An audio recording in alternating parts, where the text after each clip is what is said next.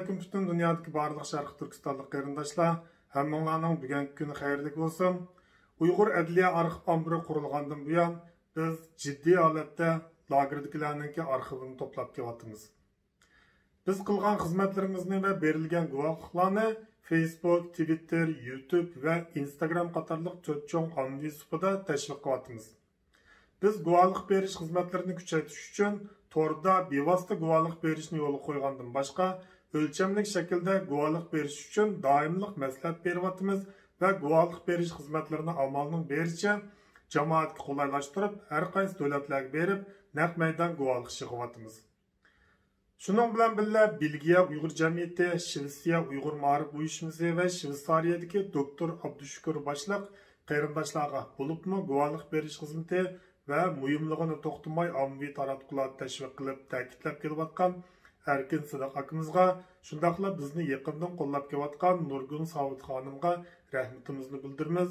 Ham biz bilan hamkorlashib xizmatimizni qulaylashtirib bergan barliq qarindoshlarga chin ko'nglimizdan rahmat aytamiz. Biz eng burun bu xizmatni boshlagan o'rin, shundaqla kasbiy saviyada xizmat qilayotgan muntazam organ bo'lish sifatimiz bilan yetakchilik qilish va hamkorlashishni eng muhim o'rin qo'yib keldik.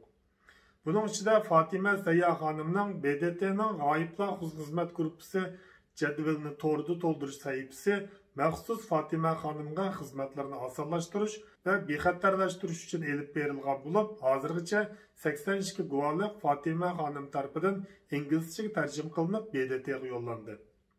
Buningdan boshqa yana yaqinda Turkiyadagi qarindoshlarimiz shundaqla guruhlar bilan hamkorlashib lagerdagilarni tizimlash xizmatini yangi bir do'lqonga ko'tirish oldida turmoqdamiz.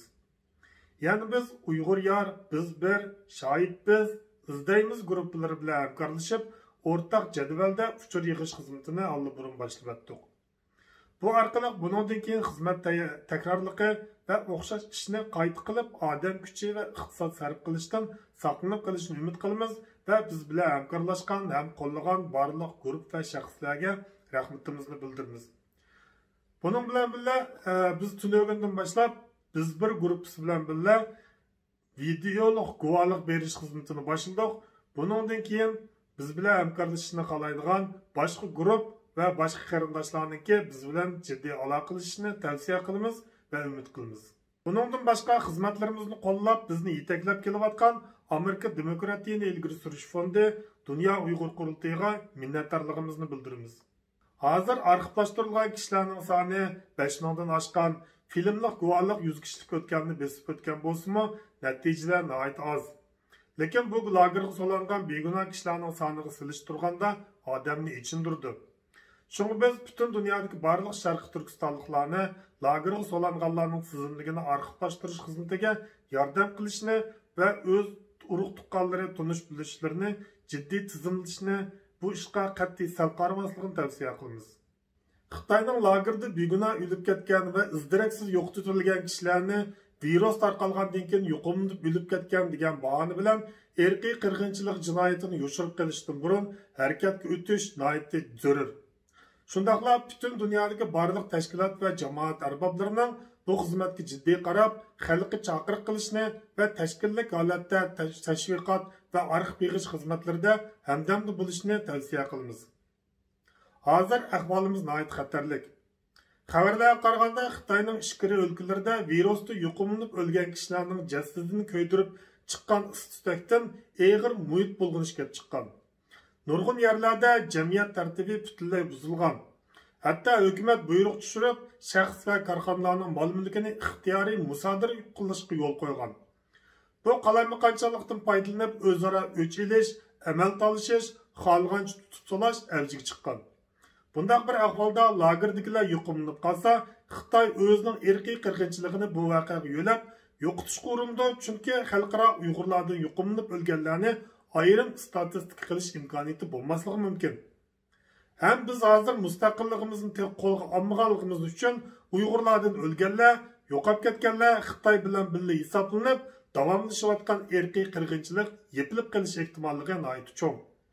Buningdan boshqa sirtdagi Uyg'ur xalqi millat bo'yicha chakki qilayotgan, qirg'inchilik uchrayotgan vaqtda ahvol davomli yomonlashsa, Xitoy hukumatining emas, Xitoy xalqining o'ch elish, bulan-talan qilish obyekti bo'lib qoldi.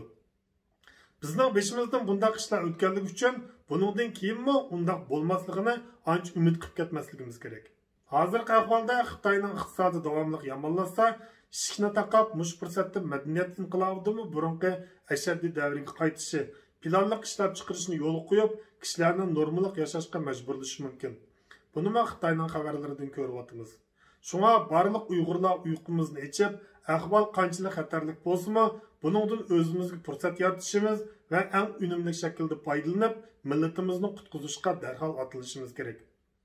Shunga darhol tashkillanib, lagerdagilarning sonini jiddiy aniqlab, qaytadan bu ahvolning aynini dunyo jamoatchiligiga bildirayli, ham bu ishga qat'iy sal qarmayli, hammamiz darhol harakat ko'tayli.